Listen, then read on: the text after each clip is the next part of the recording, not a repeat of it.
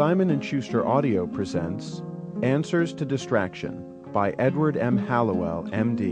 and John J. Ratey, M.D. Read by Dr. John J. Ratey.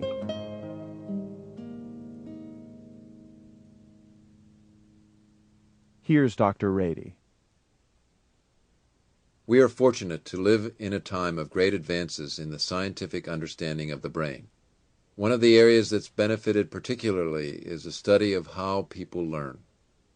Only a few decades ago, most people thought that the main learning disability was just being stupid, and the main treatment was to try harder.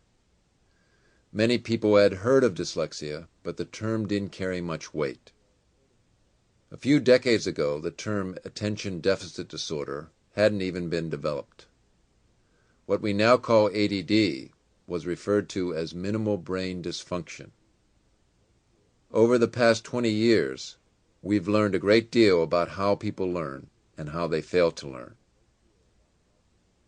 It's been a great black mark in human history that up until this century, and sometimes even into this century, the diagnosis of children who acted up was that they were in some way bad, that they were morally corrupt. Make no mistake about it, we have brutally abused our children, particularly our overactive children, throughout human history. Mercifully, our understanding of the brain has led us to view these children differently in this century. The concept of the hyperactive child evolved into the idea of the child whose main problem was focusing their attention. By the time the term attention deficit disorder was born in the 70s, we developed a number of safe, effective treatments for these children, treatments involving both medication and non-medication. Since then, research into ADD has mushroomed. By now, it's one of the most rigorously studied of all syndromes in medicine. Hundreds of thousands of children have been freed from painful disability and stigma. Adults who had thought they were simply lazy, stupid, or spacey are finding ways of achieving their true potential.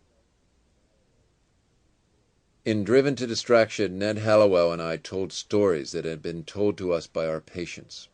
Stories of the struggles to learn and to focus. Stories of lives gone off track because of misconnections or a missing diagnosis. We also told stories of triumph, stories of joy and accomplishment. Both Ned and I were students when the great research into ADD was getting started. We grew up professionally. Sample complete. Ready to continue?